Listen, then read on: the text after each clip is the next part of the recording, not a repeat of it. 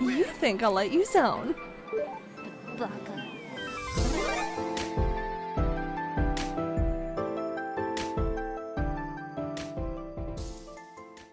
Hey everyone, I'm back again with another review, but hopefully this time it makes it for October, but it might not, but I will try, and that game is MediEvil 2019.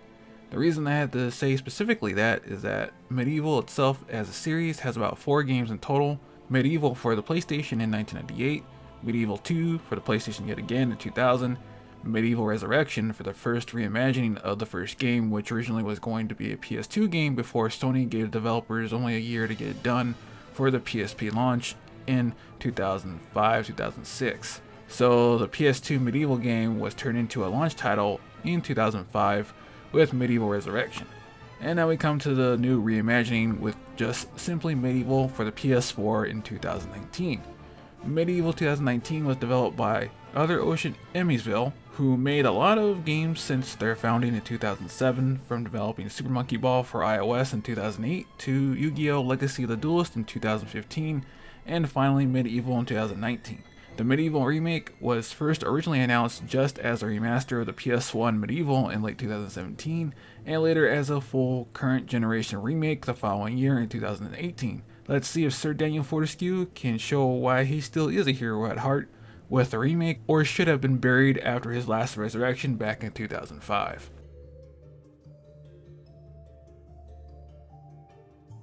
The game starts with a retelling of the 13th century in the fictional kingdom of Gallowmere. In 1286, the evil sorcerer Zarok had raised an army of demons and set out to take over the kingdom for himself. The legend has it that Fortescue led the king's army into battle against Zarok's demonic hordes of monsters and ne'er-do-wells, that Sir Dan killed the sorcerer during battle. Despite having been mortally wounded at the outset, cementing his status as the hero Gallowmere, it actually was all a lie, as Dan was killed before the war ended, but he lucked out as his army pushed Zarok back. He hid at that point. Dan's army won.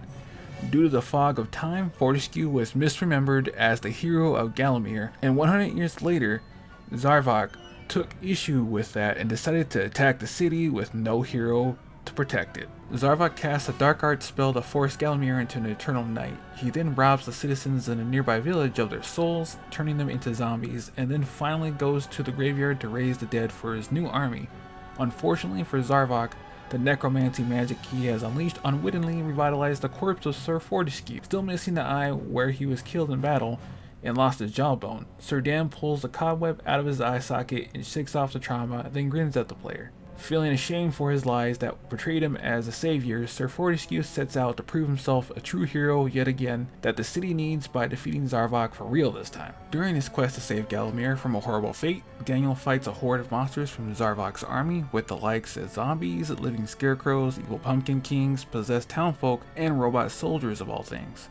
Due to Dan not understanding the seal's wording, he unwittingly frees the dreaded shadow demons from their prison in the enchanted forest, allowing them to link up with Zarok and destroy everything with the scorched earth plan of Gallowmere.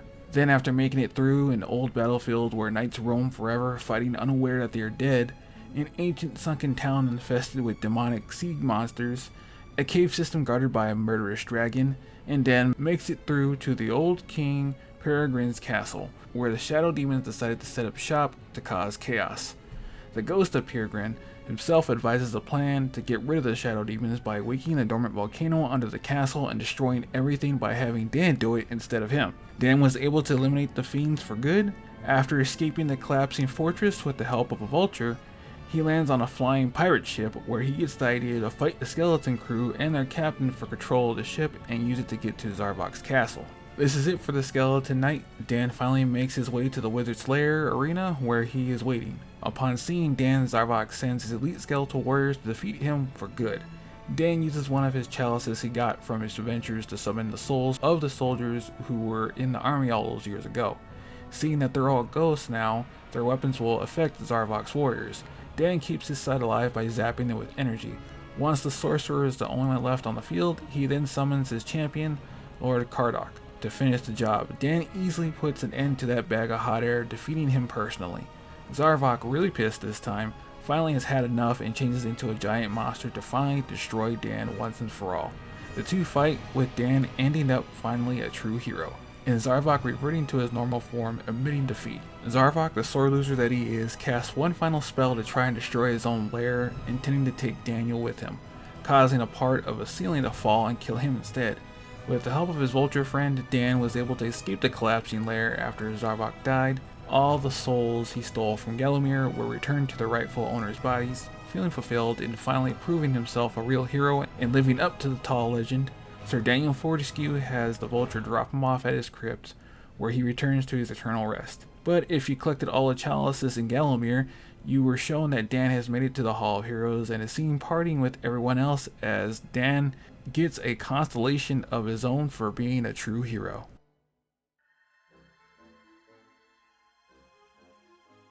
The gameplay of MediEvil is a classic adventure game where Dan goes from level to level solving the problem at hand to progress in his travels, and along the way finds gear that will aid him in his quest to defeat Zarok. Dan is very versatile in what weapons he carries, from being able to use his own arm as a weapon to clubs, hammers, swords, shields, crossbows, bows, and even magic. One thing you'll find is that some weapons or items are of limited use, or either have durability uses ammo until they are lost, or you can't use them anymore until you find a gargoyle to restock for use again. For an example, the club has its durability deplete when Dan uses it for combat or puzzles, and will disappear from his inventory when it runs out, but you can find more in the world. Similar thing happens with the permanent magic weapons like the sword or the projectile weapons. The magic weapon won't be able to do the charge attack and will do less damage, but is still usable. Then things like the longbow or magic longbow need ammo to work, obviously, so you'll need item management for some of the more powerful weapons. Dan also has access to shields, which there are 3 in the game, being copper, silver, and gold. They all have a set number of how much damage they can block before they break, and you either have to find another or buy one from the shop. The shield unfortunately doesn't protect Dan from fall damage. Like in the older games, Dan doesn't recover health outside of combat, as he needs to find either a life bottle or life fountain to recover health, but be careful as they are not infinite, or to extend his life bar when it depletes before game over. Now there are 2 things Dan can collect on his journey, the first being gold, which he can use in shops to get goods for his weapons or shields, or gold chalices. For the chalices, Dan needs to defeat most of the enemies in the level so it reaches 100%, and in doing so, allows Dan to go into the Hall of Heroes after a level completion to get an upgrade or a new weapon to use. But that's not the only thing, as the true ending can only be unlocked with all chalices collected. The game largely plays like the original, with a few updates like the ability to swap primary and secondary weapons from MediEvil 2, and the addition of the Dan cam to help players figure out where they need to go next, as the camera goes to an over-the-shoulder location so they can figure out their bearings. There's also a quest you can get by collecting the freed souls from Zarok's lair that unlock the original MediEvil to play in the main menu after selecting old game.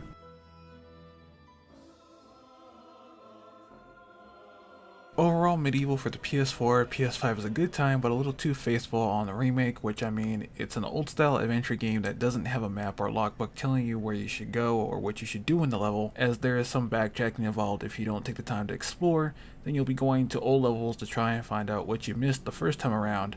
Like for Cemetery Hill, there's an item to get on your first visit to save some backtracking, which is the Witch Talisman, that you need to interact with a few witches later on in the adventure to access a level on the boss. If you don't have it, then you can't progress until you get the item. Then there is the Dragon Armor that you need to actually finish the Hollow's Gauntlet level, because there is a firewall that you need to pass through, but you will need the Witch's Talisman to summon the Pumpkin Witch for the 1 Dragon Gem, then free the mayor from inside the asylum level for the other, then go back to the Crystal Caves to the waterfall to unlock the way to the dragon, and then defeat the dragon to gain the armor to finish the Hollow's Gauntlet level and continue. That's a mouthful. Other than that, it's a pretty good remake that tries to bring the PS1 cult classic to the modern era by recreating the magic with keeping in line with the original by including the bugs and glitches fans loved about the game in the remake, like the code for Dan's sword swings, making them irregular and unpredictable, and using the original's level geometry as a reference and adding extra things because of the new draw distance and aspect ratio available to them now, as well as cut enemy behaviors were restored in the remake as well. MediEvil 2019 is a good platformer that tries to be the definitive way to play the game, and it does it really well to a degree that many would argue it needs more quality of life improvements, but I give MediEvil for the PS4 a 7 out of 10. Now if this comes out when it's supposed to, then have a happy spooky month, and I have 1 or 2 more games lined up for this year, but if not, then look forward to the next video. Stay gold, and I'll see you guys next time.